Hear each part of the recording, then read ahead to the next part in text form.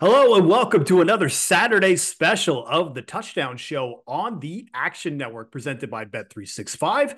I'm Gilles Gallant. I'm joined by my guys Charlie DeSturco and Brian Matthews, aka the BMAT. They help me out with touchdown bets every week, and we wanted to look at the touchdown market for the NFL Saturday doubleheader between the Steelers and Ravens, followed by the main event, Texans Colts, because both of these games, they do have playoff implications. I think we could say for sure that three of the four teams are going to try. Not really sure what's going to happen here on the Baltimore side, but we're going to dive into both of those games, look at the top odds for the touchdown scores, what angles we're going to be considering, and ways that we could maybe find an edge in the anytime touchdown market. We also have a very exciting wildcard weekend coming up. Next week, you can sweat your bets with the Action Network crew at our watch party on Saturday, January 13th. Our guys like Chris Raybon, Sean Kerner, Stuckey, they'll all be there. I'm going to be there. And then on Sunday, we're going to have another live edition of the Favorites podcast. Both events taking place at the Shepherd and the Knucklehead in Hoboken, New Jersey. Click the links below in the YouTube description or go to eventbrite.com and search the favorites to RSVP. All right, gentlemen, let's look at the first game. Steelers-Ravens, AFC North, when these two teams faced each other earlier in the year, pretty low-scoring affair, 16-10. Now we have an over-under total for this game at 35.5. And part of that, I believe, isn't just what happened earlier in the year. It's because the Ravens are not going to be starting most of the players that we're used to seeing, like a Lamar Jackson, like an Isaiah Likely. So let's look at the touchdown odds of the way that Bet365 has them laid out for this game. So right at the top of the list, we've got Najee Harris at plus 150, Jaylen Warren at plus 175, followed by Gus Edwards at plus 200, Deontay Johnson and George Pickens, the wide receivers for the Steelers, each at plus 200. Then you see Justice Hill at plus 260, Melvin Gordon making a cameo again here at plus 260, rounding out the top eight with Pat Freiermuth at plus 275.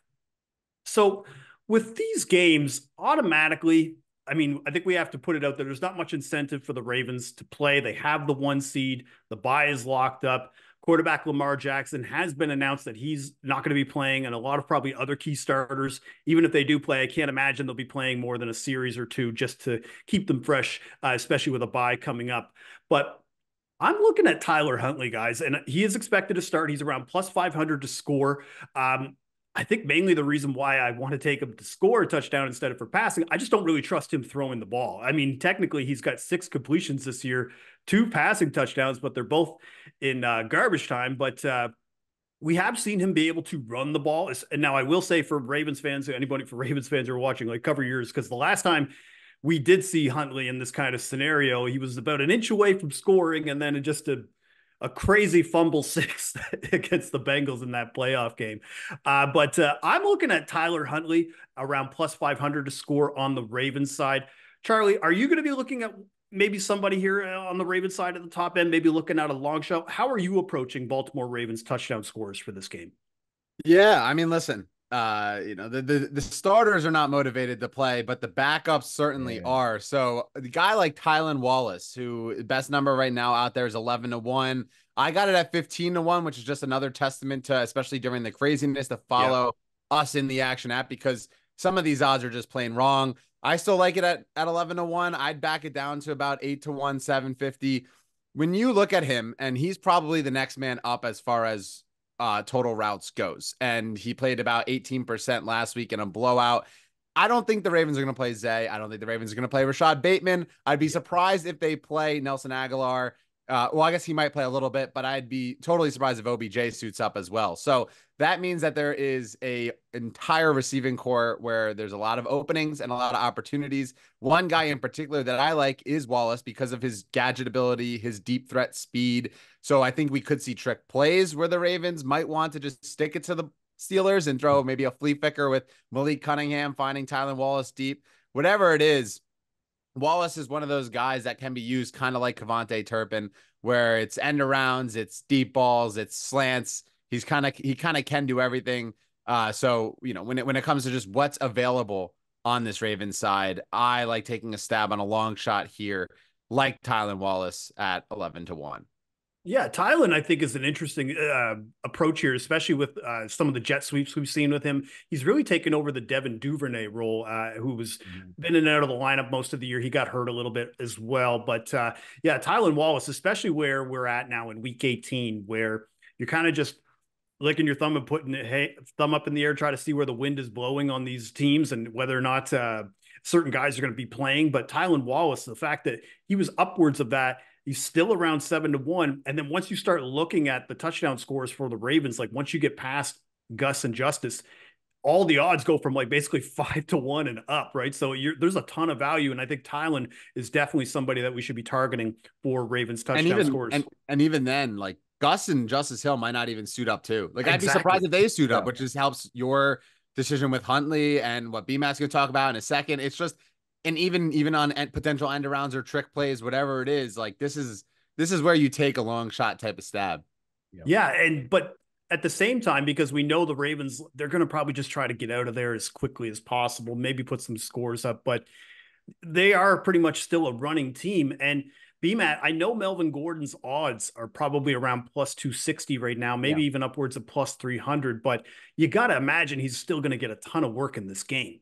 Yeah, look, the way I look at this is like they've lost Keaton Mitchell. They know running back pain. They've had just a revolving door of injuries, right? So like at this point in the year, just get in and get out of this game. You know, like at this point, like Keaton Mitchell's out. So my thought is Melvin Gordon. Now here's the thing. Melvin Gordon, I got the odds at 7-1 for his anytime touchdown. I think that was a mistake as far as, you know, they still had Gus. It looked like they listed thinking, all right, the starters are going to play the full game. So I had initially was going to come on here and say Melvin Gordon and Charlie Kolar.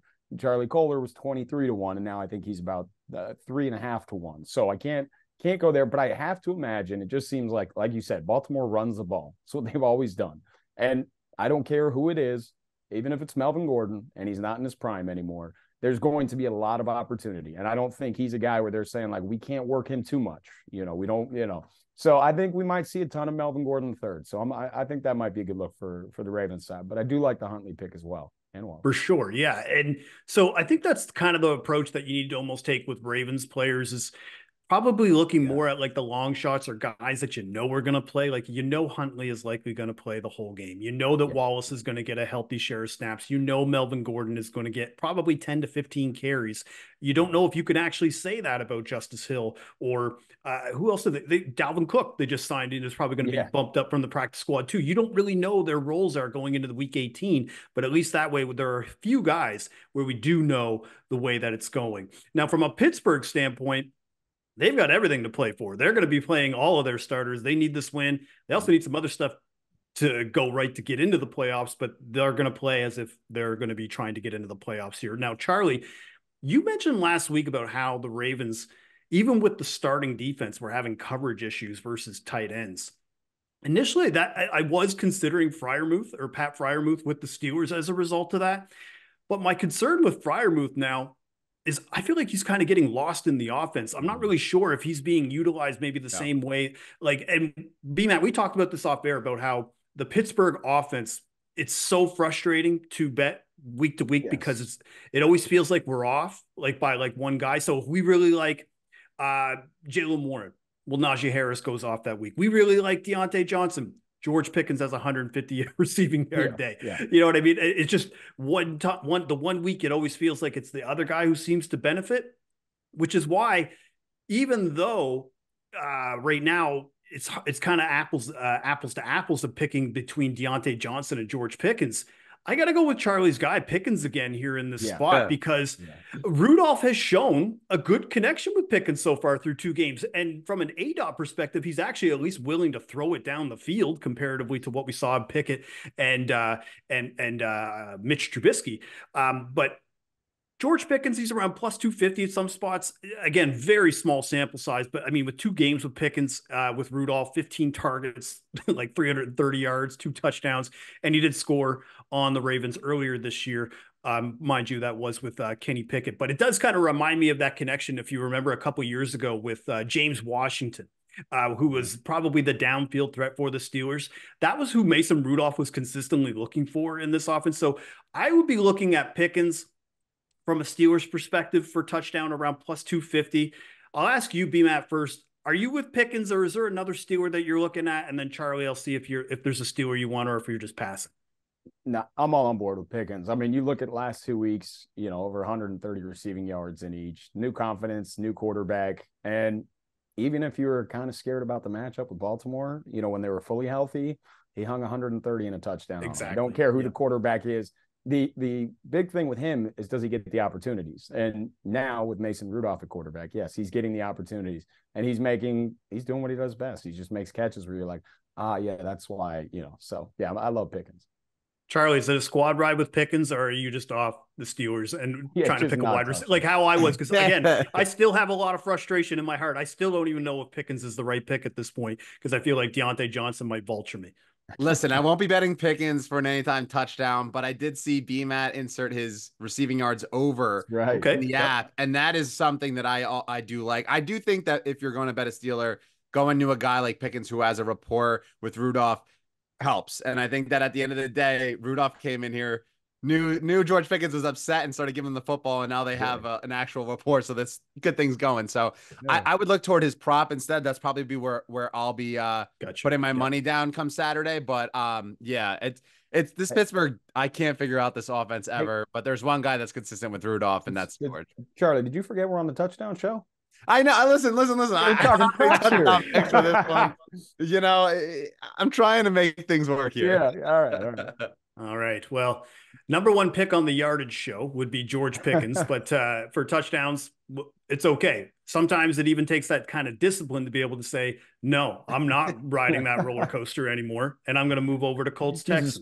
He's smarter than us. Yeah, exactly. All right, now let's look at the Texans and Colts anytime touchdown odds. No surprise, right at the top, you have Jonathan Taylor at minus 200, followed by Devin Singletary at minus 120. Then you've got Nico Collins at plus 130.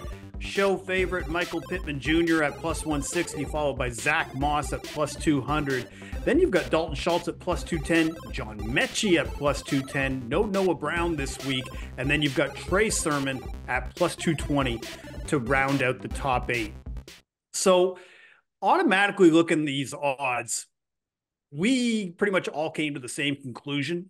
Yeah. We're all loving Dalton Schultz in this matchup. Charlie, why don't you take it away? We talked about it. You had a pretty extensive breakdown. I want to hear a little bit more about why you're on Dalton Schultz, because it sounds way smarter than what I would say. Yeah, so Dalton Schultz, other than the fact that it's BMAT's kid's first name, the Colts zone 90% of the time, and that's where Dalton Schultz is best, right? Tight ends often find open pockets, and that's what Schultz has always been a reliability factor for. Almost a 1.9 yards per route run against zone coverage. And the Colts, they've given up touchdowns to the tight ends in 2 of the last 4. Yep. All of Schultz's touchdowns have come indoors. So there's just like random little things that just kind of point towards Schultz. And then here's Noah Brown's out and Tank Dell's on the injured reserve. So that means that there's plenty of opportunities to go around. Nico Collins obviously is wide receiver 1, but I think we could see plenty of double coverage and focus on Nico. He deserves it. He's been phenomenal of late. And so this is a guy that Schultz has 14 red zone targets, top 5 among tight ends, and he's getting priced, anywhere from 210 to plus 240. I think there's a 240 out there right now.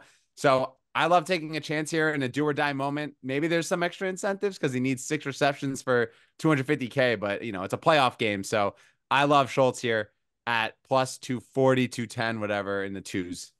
Yeah, for sure. And I think the one thing too about this matchup is the Colts are kind of, so here's the deal. They've only allowed 3 touchdowns to tight ends all year, but as Charlie just mentioned it, they're kind of starting to regress on that front because 2 of those have been allowed in the last 4 games.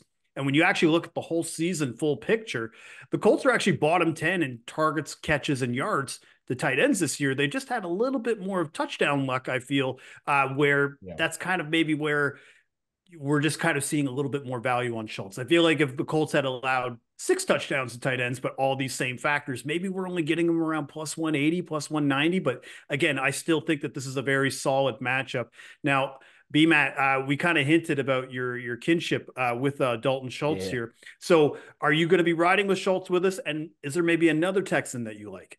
Yeah, I'm definitely riding on the Dalton front. I was just gonna. You're right. Charlie sounded way smarter than you and I Yeah, would have. I was just gonna agreed. say, Let I him was do the gonna heavy pick. lifting. I was just gonna say I'm gonna pick it for the vibes. So I'm glad he did the thorough breakdown. But yeah, no, I love that pick. And then look, I got to get my lick back with Nico Collins. Last week, the guy basically had 80 receiving yards in the first half. They didn't even need him in the second half. He was my pick on the touchdown show, so you better believe I'm at least going to play his anytime touchdown as well. But yeah, it's definitely a squad ride on Dalton. The only other player that I was going to ask if you were considering him is CJ Stroud for the Texans. Now, our guy, Nick Giffen, he is very high on CJ Stroud to score this week, specifically because of the odds. He was able to find a plus 800 ticket for that. I tailed him on that for just around a quarter unit. But why I didn't go all the way in is just because CJ Stroud generally has not been what I would call a running quarterback. That being said, the matchup is very it lends itself well to Stroud. Yeah. Just the reason being is like if you look at Indy's defense, they're bottom 5 in rushing touchdowns allowed, but 6 of those have been to quarterbacks. So it's not just like I think 2 from Taysom, 2 from Lamar.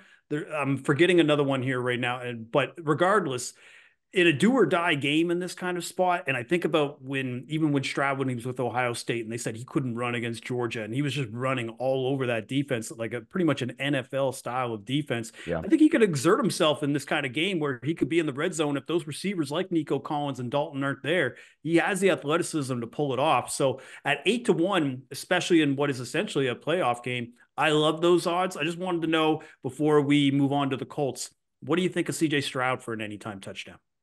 No, I like that. I was just telling you, like when a quarterback is playing in a game that they absolutely need to win, you kind of say like, all right, well, he didn't run a whole lot this year. Like throw that out of the window. Like he's going to try to win that game. That's it. Like they need to win the game. So for me, he's got plus athleticism. I don't mind that he hasn't used it a ton. I just think in this spot, like he's going to do everything he can. And if the guys aren't open, then yeah, he'll probably fight for those extra yards, see if he can run one in. And I do love it at 8-1. I think that's, solid value.